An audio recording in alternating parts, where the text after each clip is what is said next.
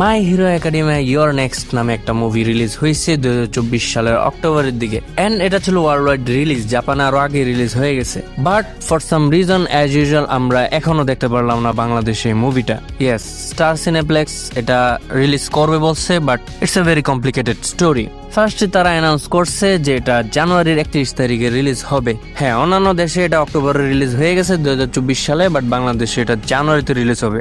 একে তো এটা রিলিজে এমনিতেই ডিলে, তার উপর 31 তারিখে ওটা রিলিজ হয়নি। স্টার সিনেপ্লেক্স ক্রমশ এটা রিলিজ ডেট ডিলে করে যাচ্ছে। ফার্স্টে জানুয়ারির 31 তারিখ, তারপর ফেব্রুয়ারির 7 তারিখ, তারপর ফেব্রুয়ারির 14 তারিখ, তারপর 21 তারিখ, এখন ফেব্রুয়ারির 24 তারিখে রিলিজ হবে। আমি তাও শিওর না যে এটা 24 তারিখে আদৌ রিলিজ হবে কিনা, বাট লেটস সি।